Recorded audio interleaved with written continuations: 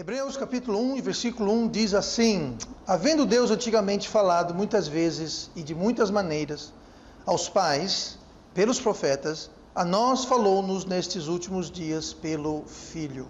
E vamos orar.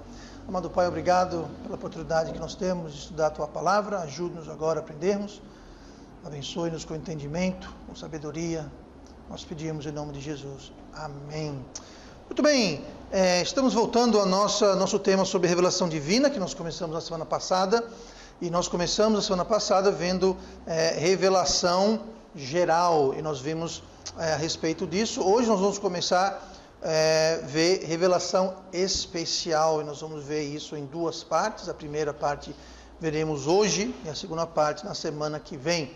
Nós vimos que existem duas categorias de revelação, a especial e a geral, e a gente vê aqui no versículo 1, que esse versículo, Hebreus 1, ele aborda a questão da revelação especial.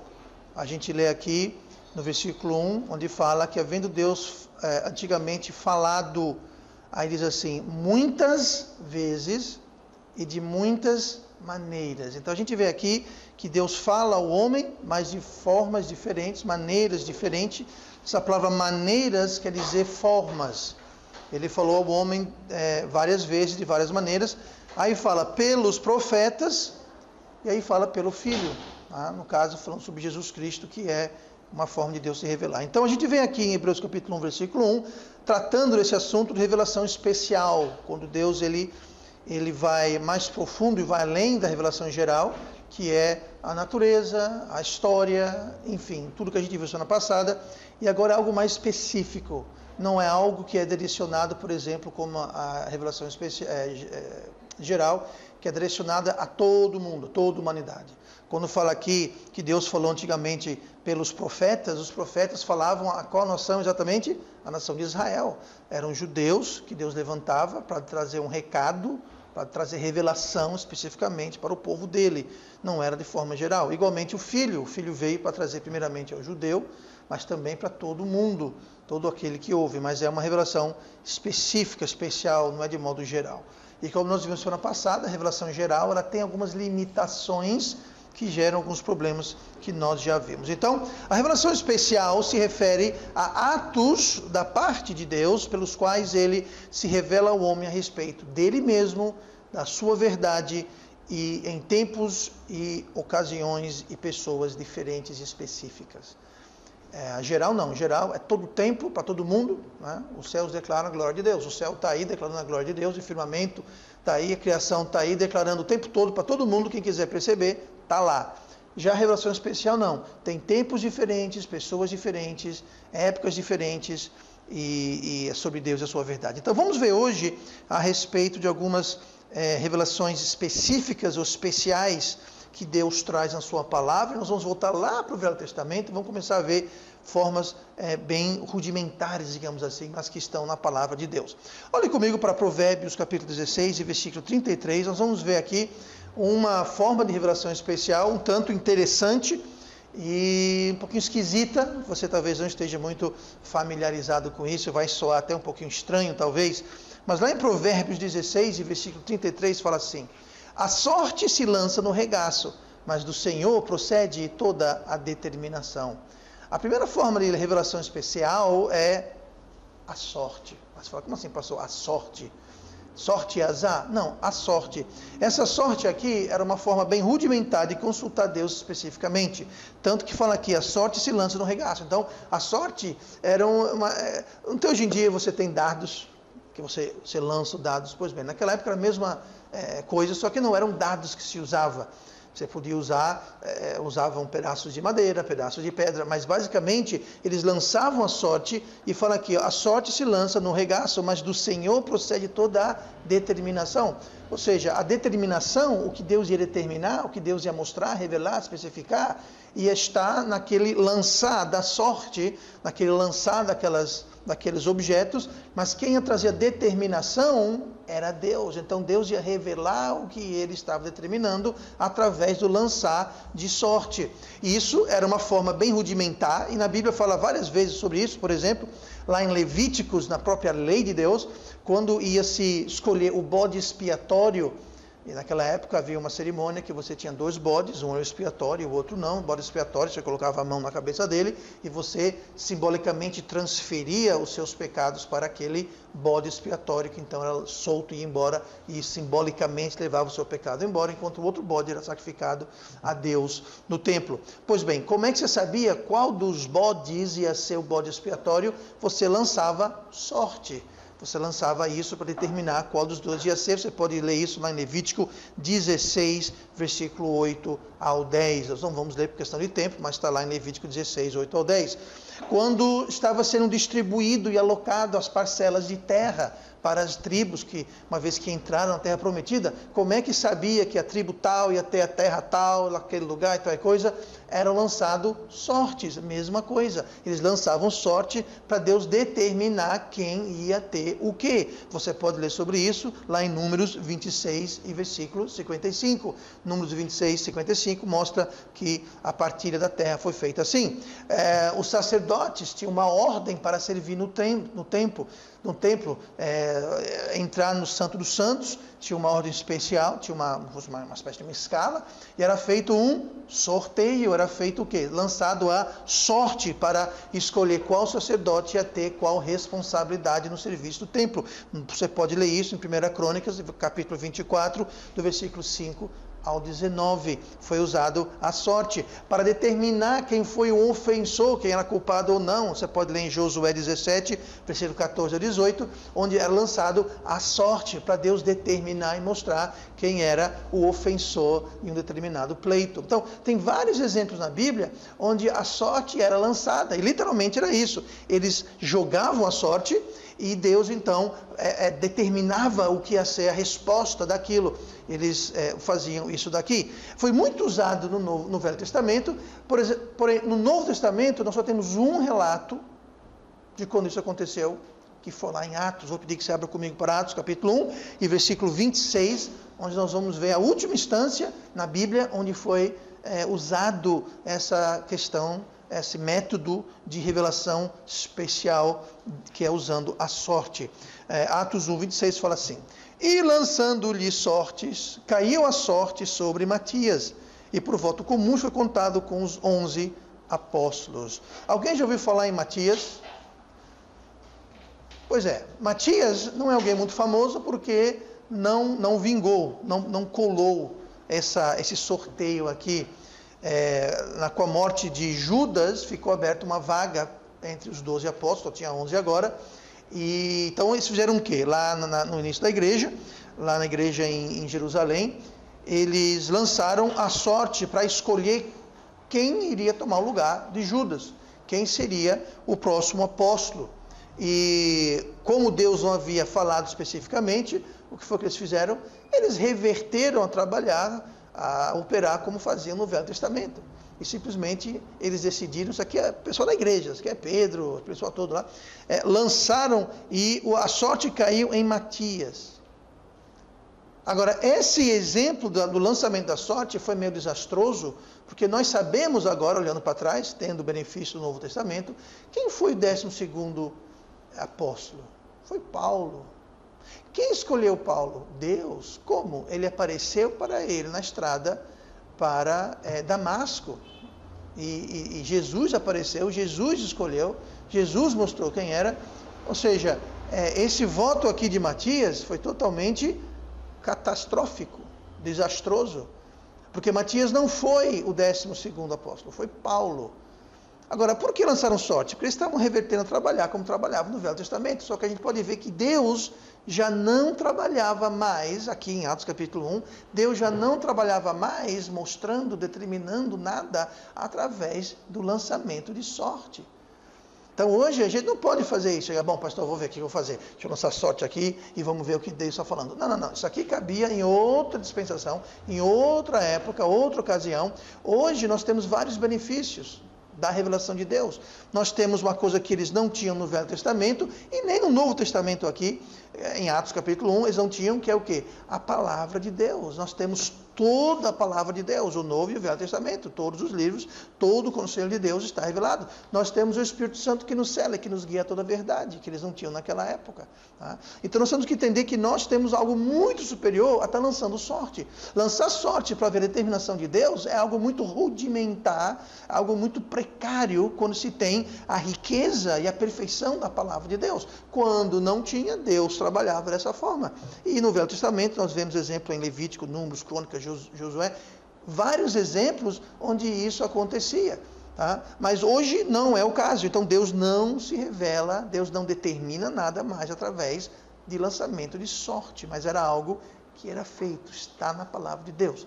Agora, se eu encontrar alguém que está usando isso aqui, lançando sorte para ver o que Deus quer falar, determinar, eles estão equivocados, porque temos o exemplo aqui em Atos 1:26, que acabamos de ler, a eleição, a substituição de Judas por Matias, que foi completamente equivocado. Tá? Tanto que a gente não se ouve mais falar de Matias como apóstolo, porque Matias não foi apóstolo. O apóstolo, nós sabemos hoje, tem que ser alguém que é pessoalmente chamado e convocado por Jesus Cristo, pessoalmente, cara a cara. Todos os apóstolos foram, inclusive Judas. Tá? Então, quando Judas morreu, eles escolheram Matias. Matias apareceu e chamou ele pessoalmente? Não. Apareceu para Paulo? Apareceu pessoalmente. Tá? No caminho para Damasco, apareceu pessoalmente. Então, quando alguém está lançando sorte hoje, podemos apontar para Atos 1:26, que não é mais um método de revelação especial de Deus. Igualmente, quando alguém te chama, se autodenomina de apóstolo, você pode dizer falso apóstolo, pode ser, mas não de verdade, a não ser que você está dizendo que Jesus Cristo apareceu para você pessoalmente, na carne, assim como estou falando com você, que não é o caso. Tá bom? Então, essa é a sorte. A sorte se lança no regaço, mas o Senhor procede toda a determinação. Era algo que acontecia, mas não acontece mais. Temos algo muito mais perfeito.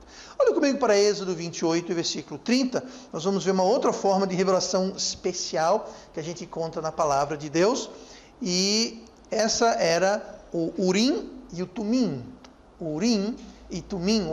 Êxodo 28, versículo 30 fala assim: também porás no peitoral do juízo Urim e Tumim, para que estejam sobre o coração de Araão, quando entrar diante do Senhor. Assim, Araão levará o juízo dos filhos de Israel sobre o seu coração, diante do Senhor, continuamente. Tá? O Urim e o Tumim era uma peça de roupa, era um vestuário do sacerdote, específico para o sacerdote, aonde eram realizadas, ou para que eram realizadas consultas divinas, uma espécie de um oráculo. As pessoas, através do sacerdote, consultavam Deus sobre uma questão. Um pouquinho parecido com a sorte era lançada, aqui tinha essas duas questões, eram duas pedrinhas, e essas duas pedras, elas ficavam dentro de uma bolsa que ficava no éfode que o sumo sacerdote usava. E isso era revestido com 12 pedras preciosas, como se fosse uma peça de roupa que eles usavam aqui, uma espécie de um peitoral, e haviam 12 pedras preciosas, cada pedra representava uma das 12 tribos de Israel, e dentro dessa bolsa, que ficava dentro dessa peça, havia o Urim e o Tumim, que eram outras duas pedras, e estavam escritas Urim e Tumim. Tradicionalmente se traduz Urim e Tumim como luzes e perfeições. Tá? Urim é luzes e Tumim quer dizer perfeições. Alegoricamente, ele significa doutrina e verdade, ou revelação e verdade. Era o significado aplicado, digamos assim. A tradução literal seria luzes e perfeições, falando sobre perfeição de completo, que a palavra de Deus, o juízo de Deus é completo, e luzes porque traz luz, né? A palavra de Deus, ela traz luz. Então, esse método era algo específico, que era usado, as pessoas iam para o sacerdote, e o sacerdote então consultava o Umim e o Turim. Ocasionalmente, o termo éfode era usado para se referir a tudo, Lembrando que tinha o éfode, que tinha esse peitoral, que tinha essas duas pedrinhas, Umim e Turim, e às vezes eles referiam ao éfode como sendo, ao Umim e Turim, Urim e Tumim, como sendo o éfode. Por quê? Porque era o conjunto inteiro que continha essas duas pedrinhas, o Urim e o Tumim. Nós lemos isso recentemente, lá em 1 Samuel 30, e versículo 7, dá um exemplo exatamente do que eu estou falando. É assim, e disse Davi a Abiatar, o sacerdote, filho de Aimeleque, traz-me, peço-te aqui, o éfode. E Abiatar trouxe o éfode a Davi. Então consultou Davi ao Senhor, dizendo, perseguirei eu a esta tropa, alcançá-lo-ei. E lhe disse, persegue-a, porque de certo o alcançarás e tu os libertarás. Aqui é quando Davi estava em Ziclag e veio aquela tropa que levou cativo todas as pessoas e saquearam a cidade. E quando Davi chegou, os homens deles ficaram desesperados, queriam até, inclusive, matar Davi. Davi sabia o que fazer, foi consultar Deus. Como é que Davi consultou Deus? Ele mandou chamar o sacerdote e o éfode. Por que o éfode? Porque dentro do éfode tinha o quê? Tinha o Urim e tinha o Tumim. Ele foi consultar Deus para saber se devia ir atrás. E Deus falou, respondeu através desse processo, ele disse, vá que você vai recuperar tudo e todos. E, então foi assim que Davi, ele recuperou. Essa, mais uma vez, não é uma forma de revelação especial para hoje, tá bom? Mas consta na Bíblia, e mais uma vez, nós não precisamos dessa forma rudimentar de consultar a Deus, buscar a determinação de Deus, porque nós temos a palavra de Deus por completo. Muito bem, vamos para a próxima forma de revelação especial. Olhe comigo para Gênesis capítulo 20 e versículo 3. Gênesis 23, diz assim, Gênesis 20, versículo 3. Deus, porém, veio a Abimeleque em sonhos de noite e disse-lhe, eis que morto serás por causa da mulher que tomaste, porque ela tem marido. Esse episódio aqui é quando Abraão estava na terra do Egito, ele foi para o sul, Deus não mandou ele para o sul, Deus mandou ele ficar para o norte, para a terra prometida. Ele, por falta de fé, ele desobedeceu Deus, foi para o sul, e chegando lá, foi o que ele fez, ele mentiu. Sempre que a gente sai da vontade do caminho de Deus, a gente chama mais pecado. A gente chama mais pecado, ou seja, pecado chama pecado, pecado puxa pecado. Abraão saiu da vontade de Deus, ele acabou mentindo. Mentindo o quê? Ele falou que a sua esposa, Sara, era sua irmã. Nem é verdade, ela era meia irmã dele, mais ou menos, mas não era. Ele não falou que era esposa dele, ele falou, essa aqui é Sara, é minha irmã. Ele falou, ela é tão linda e maravilhosa que vão querer me matar para ficar com ela. Ninguém estava com isso em mente, ele que inventou isso na cabeça dele. Por quê? Porque ele saiu da vontade de Deus. Quando você sai da vontade de Deus, você começa a fazer coisa errada, imaginar monstro que não tem, e que você cria um buraco mais fundo ainda do que estava antes, quando você sai da vontade de Deus. Moral da história, não sai da vontade de Deus. Mas aqui ele havia saído, havia mentido, falado que Sara não era a esposa dele, era a irmã dele, e Abimeleque olhou para ela e falou, muito bem, já que ela é sua irmã, está desimpedida, solteira, levou ela para a sua casa, para o seu harém. Veja bem, olha que situação Abraão criou para si mesmo. Aquilo que ele mais temia acabou sobrevindo sobre ele. Por quê? Porque ele mentiu, porque ele saiu da vontade de Deus. Ou seja, o maior temor que ele tinha aconteceu, que iam tomar a mulher dele. E de fato tomaram, e lá foi ele. E Deus então apareceu para Abimeleque, falando assim, Abimeleque, diz aqui, eis que morto serás por causa da mulher que tomaste, porque ela tem marido. Ele falou, olha, essa mulher, ela é casada, ela tem marido, se encostar um dedo nela, eu vou te matar. Porque essa daí vai ser a mãe do meu povo. Sara vai ser de onde vai sair os herdeiros. Você encosta o dedo nela que eu te pego. Ele não falou bem assim, mas foi mais ou menos que foi a conversa. Aí Abimeleque voltou para Abraão e falou, Abraão, qual é meu? Talvez não falou bem assim, qual é meu, mas ele falou, Abraão, por que mentiste para mim? Por que não falou que era sua irmã? Então, aqui o quê? Em sonhos de noite, Deus apareceu e mostrou a sua vontade específica, especialmente para Abimeleque, através de quê? De sonhos e visões. Né? E a gente vê isso aqui, e Deus falou sobre Sara, né? Quando Abraão aqui mentiu. Olhe para Gênesis 20, olha o versículo 6. E disse-lhe Deus em sonhos, bem sei eu que na sinceridade do teu coração fizeste isso, e também eu te tenho impedido de pecar contra mim, por isso não te permiti tocá-la. Tá vendo? Deus deu aviso para ele e apareceu em sonho dizendo, eu te protegi, porque eu sei que você foi enganado, você não fez isso por mal, você não fez isso, você fez isso na integridade, na sinceridade do seu coração. Se você soubesse que essa mulher era casada, você não teria feito. teria tomado ela para si. Tá? Mas então, Deus falou com ele, Deus falou que... E entregou a Abraão. Quando ele foi falar com Abraão falou, quem te contou? Deus me contou. Como que Deus lhe contou? Deus apareceu para mim num sonho de noite. Tá? Então Deus fala, há muitos exemplos na Bíblia onde Deus fala para pessoas através de sonhos, através de visões. Aí eu pergunto, qual a diferença de um sonho e uma visão? Bom, a diferença, algumas são claras, né? A principal diferença é que sonhos são quando a pessoa está o quê? Dormindo, né? A pessoa está dormindo, sonhos à noite, ninguém sonha acordado. Então, quando Deus fala com as pessoas dormindo, e visões é quando a pessoa está acordada, está lúcida. Então, a pessoa acordada, ela tem uma visão quando está dormindo, então aquilo se categoriza como um sonho. Visões, geralmente, tem outras diferenças. Visões, geralmente, o recipiente, ou seja, quem recebe a visão, ele está ativo e participante na visão que ele está recebendo. Ele está ativo, ele faz parte daquela visão, ele é um personagem naquela visão.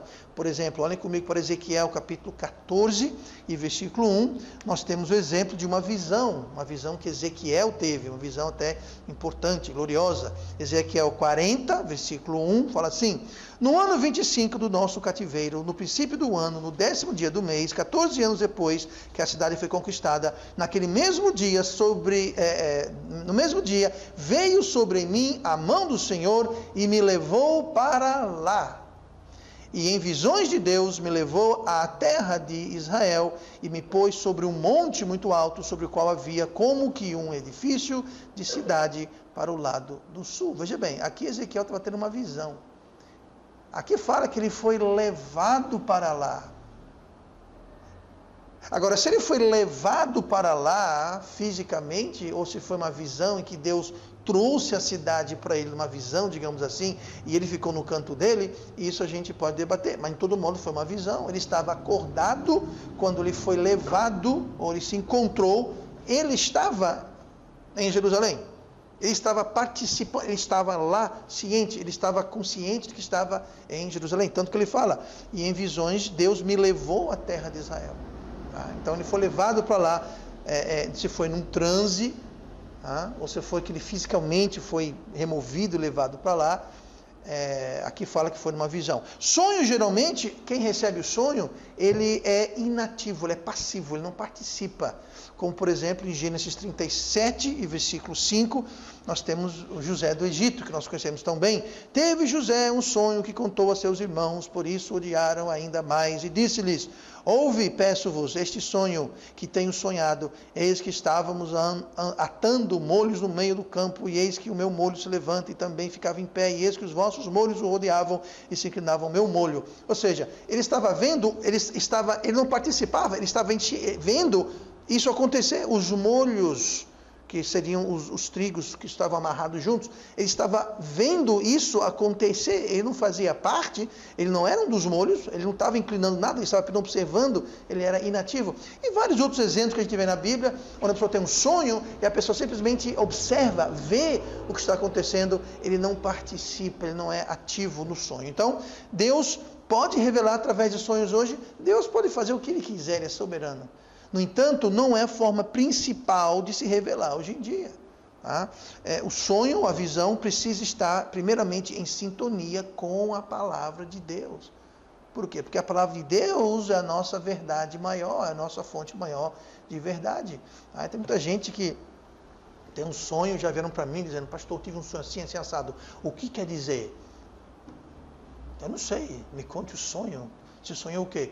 Eu sonhei que estava chovendo e a água foi subindo e entrou água na minha sala e sujou tudo. Quer dizer o que é isso, pastor? Só quer dizer que você sonhou que estava chovendo e a água foi subindo, entrou na sua sala e molhou tudo. Não quer dizer nada isso necessariamente. Tá? Não quer dizer que todo sonho que a pessoa tem é uma revelação especial de Deus. Tá? Tem que ter muito cuidado com isso. Tem muita gente que quer espiritualizar tudo. Todo sonho que tem, quer ter uma interpretação. Tem sonho que você vai ter porque você sonha, faz parte do psique humano, faz parte da natureza humana a gente sonhar. E dizem os especialistas que nós sonhamos todo santo dia. Nós sonhamos, eu sonho, você sonha, todo mundo sonha todo santo dia. Se você não sonhar, não é saudável você não sonhar. Faz parte de ter uma mente saudável e sã, é o sonhar, porque você só sonha quando você está num determinado tipo de sono, e aquele sono é o sono que você quer ter, para você recuperar e tal e coisa. Então, todo mundo sonha, só que a maioria dos sonhos a gente não se lembra, não se recorda. Tem gente que se recorda, tem gente que não se recorda, tá? Mas todo mundo sonha. Não quer dizer que todo sonho que você tem é Deus querendo mostrar, revelar algo para você, especialmente quando aquela revelação especial vai contra a palavra de Deus ou fica fora da palavra de Deus. Tá? Então a gente tem que pegar leve nessa questão de sonho. Mas Deus pode sim falar através do sonho hoje, se Ele assim quiser, mas nunca contrariando a sua palavra. Tá? Isso nunca acontece. E não é comum, não é a norma, digamos assim. Tá bom? O que mais? Nós já vimos então a revelação especial de Deus através da sorte, do Urim e o Tumim, através de sonhos e visões. E vamos para Gênesis 16 e versículo 7, quando nós vamos ver aqui teofanias. Pastor, o que é uma teofania? Eu explico já. Gênesis 16 e versículo 7 fala assim: e o anjo do Senhor a achou junto a uma fonte de água no deserto, junto à fonte no caminho de Sur. Quem é esse daqui? Isso aqui é Raabe, com quem Abraão teve Ismael. E aqui Raabe está fugindo, ela foi expulsa por Abraão, e ela está fugindo aqui, e aparece, note aí, o anjo do Senhor. Note, o anjo do Senhor. No Velho Testamento, sempre que você vê esse termo, o anjo, não um anjo, mas o anjo do Senhor, está se referindo a uma aparição, pré-encarnação de Jesus Cristo. Tá? É Jesus Cristo que apareceu aqui, e todo exemplo que você vê, o anjo do Senhor. Isso chama-se uma teofania, uma aparição, pré-encarnação de Cristo. Aí você fala, pastor, mas espera aí, como é que pode Cristo aparecer se Cristo só começou a existir lá no começo do Novo Testamento, quando ele nasceu, que o anjo Gabriel falou que ele vai nascer? Veja bem, ali foi quando Cristo foi encarnado, quando o Verbo se fez carne, quando Emanuel, Deus entre nós, entrou no mundo. Mas entenda uma coisa, Cristo ele nasceu, viveu, morreu, ressuscitou. Ao ressuscitar, ele voltou ao Pai. A João, lá em Apocalipse, ele apareceu na sua forma glorificada. Que forma glorificada é essa? Quando ele tinha um corpo já glorificado, já na glória, olhos de fogo, cabelos brancos como lã, pernas como se fosse bronze, aquela coisa toda. E ali ele está na glória. Na glória é o que? É a eternidade. E uma vez que está na eternidade, você não é contido ou limitado por tempo. Então, o que impede o Cristo, que nasceu, morreu e já voltou para a glória, entrou na eternidade, reaparecer no tempo passado? Nada o impede. É uma coisa meio de dar um nó na cabeça da gente, perceber que Deus, sendo eterno, e Cristo que entrou no tempo, mas ele também, lembrando que ele entrou, mas saiu do tempo e voltou à eternidade. Ele pode reaparecer, e de fato reaparece. Ele apareceu aqui para Raabe. Ele apareceu aqui para ela e falou, deu um recado para ela. Ela falou especificamente com ela. Falou, não temas, né? O menino não vai morrer e uma grande nação virá dele. De fato foi o que aconteceu. Mas temos outros exemplos. Olhem comigo para Gênesis 18 e versículo 1. Ainda falando sobre Abraão, ele apareceu a Abraão. E Gênesis 18:1 fala assim: depois apareceu-lhe o Senhor nos carvalhais de Mamre, estando ele assentado à porta da tenda no calor do dia. Quem é o Senhor? Jesus. Tá? Aqui quando o Senhor apareceu, a gente sabe que é Jesus. Por que a gente sabe que é Jesus? Deus Pai tem forma humana? Não. Deus Pai se fez carne? Não. Quem se fez carne foi o Verbo. Quem é o Verbo? Jesus. Então Jesus apareceu fisicamente, corporalmente, em corpo, a Abraão. Então nós sabemos que era Cristo. Não é Espírito Santo, porque o Espírito Santo não tem um corpo humano. Não é Deus Pai, porque Deus Pai não tem um corpo humano. Sempre que a gente vê alguém na Bíblia que vê, entre aspas, Deus, ele não vê Deus diretamente.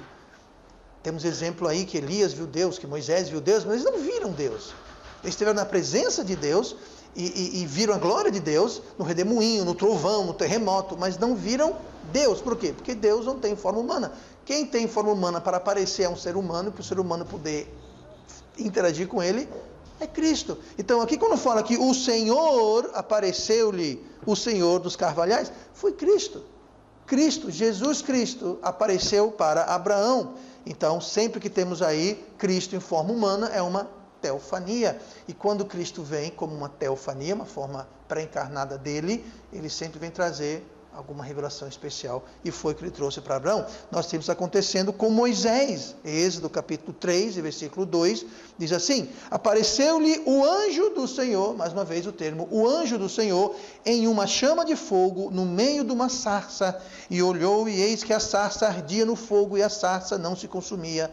Moisés disse: agora me virarei para lá, e verei esta grande visão, porque a sarça não se queima. E vendo o Senhor, veja bem, agora voltou a usar o termo o Senhor. E vendo o Senhor que se virava para ver, bradou Deus a ele no meio da sarça e disse: Moisés, Moisés. Respondeu ele: eis-me aqui. E disse: não te chegues para cá, tira os sapatos de teus pés, porque o lugar em que tu estás é terra santa. E disse mais: eu sou o Deus de teu pai, o Deus de Abraão, o Deus de Isaque, o Deus de Jacó. E Moisés encobriu o seu rosto, porque temeu olhar para Deus. Quem apareceu aqui? Cristo. Cristo apareceu para Moisés, o anjo do Senhor. O Senhor apareceu para ele no meio da sarça que se ardia. Ele apareceu também para Josué. Josué capítulo 5, versículo 13, fala assim. Isso que Josué, depois que atravessou o Jordão, está prestes a conquistar Jericó. E sucedeu que, estando Josué perto de Jericó, levantou os seus olhos e olhou, e eis que pôs em pé diante dele um homem que tinha na mão uma espada nua, ou seja, uma espada desbanhada, espada na mão. E chegou-se Josué a ele e disse-lhe: és tu dos nossos ou dos nossos inimigos? E disse ele: não, mas venho agora como príncipe do exército do Senhor. Então Josué se prostrou com o seu rosto em terra e o adorou e disse-lhe: que diz meu senhor a seu servo? E então disse o príncipe do Senhor, o príncipe do exército do Senhor a Josué: descalça os sapatos de teus pés, porque o lugar em que estás é santo. E fez Josué assim. Sim, pastor, aqui não fala nada sobre o anjo do Senhor. Como é que a gente sabe que é? Interessante que essa teofania aqui, que era Cristo, apareceu e disse a mesma coisa que disse a Moisés: tira o sapato, descalça os seus pés, porque o chão que você está é santo, é terra santo. O chão é santo. Por quê? Porque ele estava lá. Tá? Então temos outros exemplos. Ele apareceu para outros personagens na Bíblia, teofanias, onde Cristo aparece para trazer uma mensagem específica e especial para o homem, a humanidade. Em nosso tempo não se ocorre mais teofanias. Tá? Por quê? Porque nós já temos uma forma de revelação muito mais superior, muito mais completa, totalmente perfeita, que é a palavra de Deus. Então não acontece mais. Ou seja, nem todas as formas de revelação especial são utilizadas hoje. Tá? E aí que tem grandes problemas. Tem muita gente, nós vamos continuar vendo semana que vem, tem gente que quer pegar as formas de revelação especial que se usava em outro tempo, em outra época, em outra realidade, e usá-las para aplicar para hoje. Isso vem de um pensamento, de uma estrutura de teologia errada, como, por exemplo, quem segue a teologia do pacto, que quer aplicar as coisas do Velho Testamento e de outras épocas para a época de hoje, fazendo então uma grande, enorme salada. Tá? Então, nós temos que ter cuidado para ter a estrutura correta. É uma das formas que a gente pode aplicar de forma prática, o que nós vimos sobre as ramificações da teologia sistemática, as diferentes escolas de teologias, como eles dão uma estrutura, eles dão uma infraestrutura para que a gente possa desenvolver e controlar as doutrinas, digamos assim, dentro de uma estrutura bíblica, de uma visão escritural correta.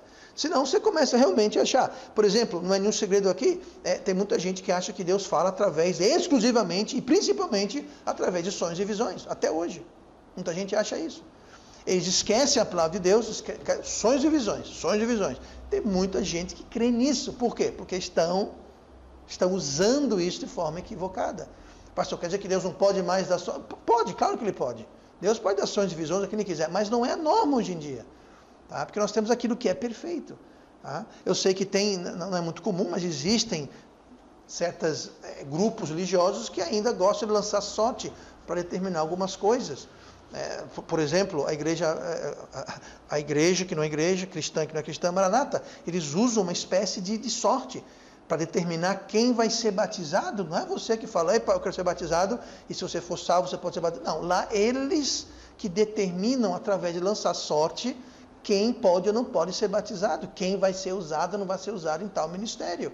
O que é isso? É usar uma forma, ele fala, mas está na Bíblia, está na Bíblia. Sim, está na Bíblia.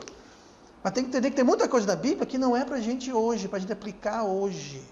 Tá? Tudo é para a nossa ilustração, para nosso exemplo, para a nossa admoestação, mas nem tudo é para a gente aplicar.